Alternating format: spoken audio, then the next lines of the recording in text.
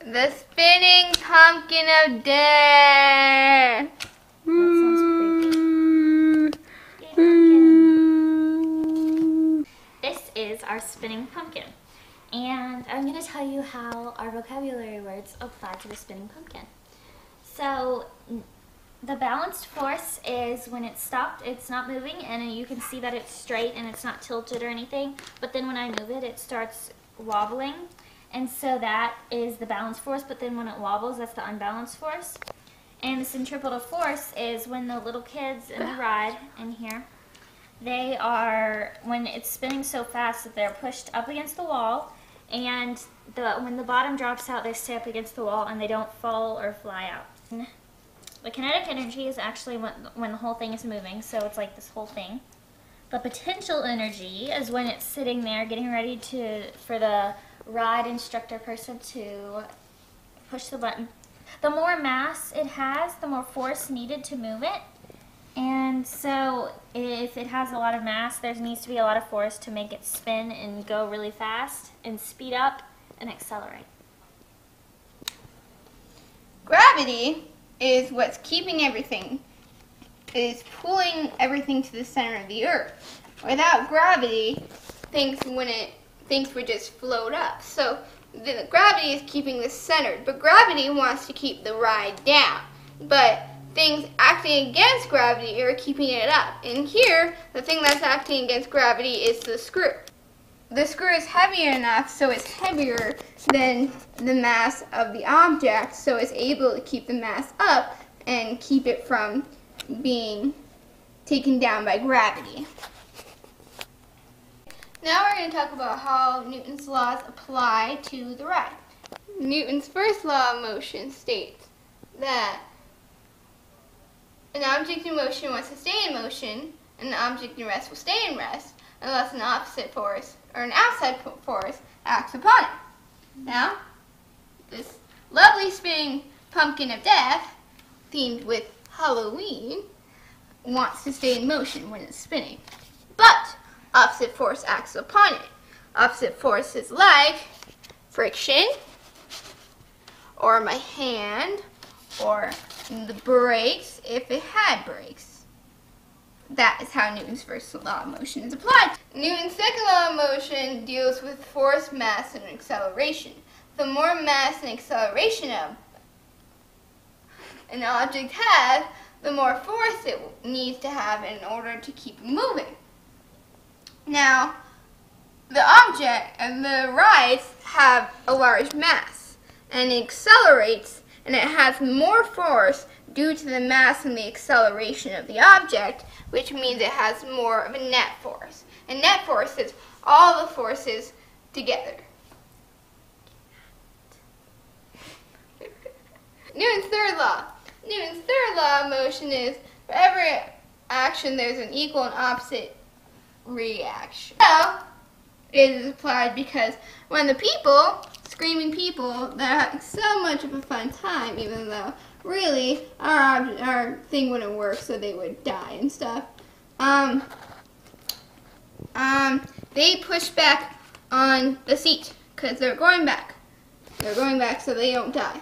And so the roller coaster, or the ride in return, hits it back. So that is Newton's third law of motion. G-force. G-force is the force from the gravity, or from loss or gaining of gravity, which makes you feel different or lightheaded. In real life, the rotor drums, which is what this ride is called, are supposed to go up in the air, and the seats are supposed to drop, and everything is supposed to go everywhere and go like this. And there's a lot more there's a lot more G-force because they'll be going up and down and up and down, and they'll be losing gravity. But on this one, there's not so much G-force. Okay, next on our list is velocity. Velocity is the same thing as speed, except it includes direction. Speed is distance over time. Now, with our ride, there's no distance. So, really what we do is rotations per second. So, velocity is how many times it's going around in a certain time, and the direction would be in circles. But that is how velocity applies to it. Last one on our list is momentum. Momentum is mass times the velocity. Now, we've already discussed that the velocity is, in our ride, is the rotations per second, and the mass is, we don't have the mass yet, but it has a mass and it has a velocity, and we want the momentum to increase or accelerate so that it has more momentum, so it goes faster and faster and faster. Now, if there's not enough mass of the object, or if there's not enough to velocity where it might not have too many rotations, or it might not have a long enough period, it won't have enough momentum. And momentum is what creates the speed of the ride, which makes it fun. Next on our list is inertia. Inertia is the tendency of an object to resist any motion. Now, every object has inertia, so this object has inertia. So when it's speeding, it doesn't really want to be speeding, it wants to be staying still. And even the people inside have inertia, where they don't want to be moving, they want to stay still. Things help inertia, like friction. Friction and inertia kind of go together, where brakes or our hand or anything causes friction, which helps inertia to where it stops the ride. So inertia and friction are acting against the ride to try to stop it. And eventually it does work, and both the ride and the people stop moving. Okay, these are the calculations for the speed or velocity. The speed equals distance divided by time. So for the first calculation we did, we used 15 seconds as our time, and we rotated it for 15 seconds, and we got 17 spins per second. And 17 divided by 15 is 1.13 rotations per second squared.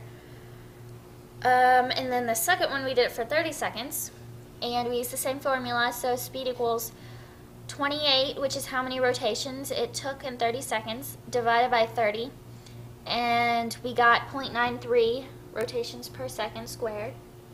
And then for the third calculation we did 60 seconds, and so we rotated it for 60 seconds and we got 55 rotations per second.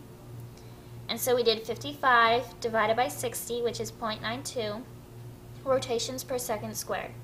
After we found out the speed and velocity, because speed and velocity are the same thing except for the direction, and with ours we have no direction, so technically it would be whatever the velocity is plus in a circle or whatever. Once we found out the speed or velocity, we took that information and used it to find out the acceleration.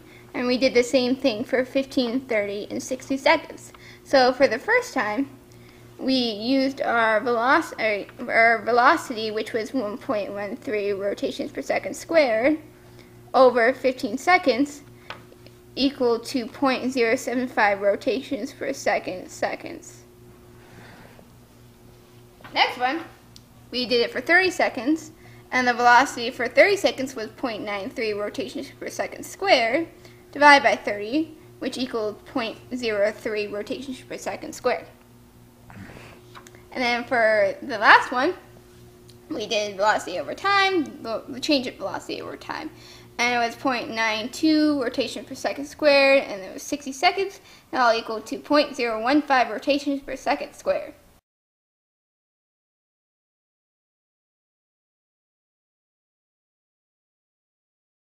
Now we're going to talk about how Newton's laws apply to the ride. Now, Newton's first law of motion, which I can't find. I'm filming you. That's good. There's an earthquake! Woo. Newton's.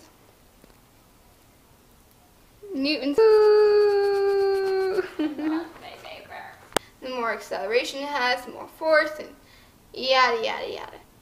That makes no sense. But I'm going to say it again. Newton's second law of motion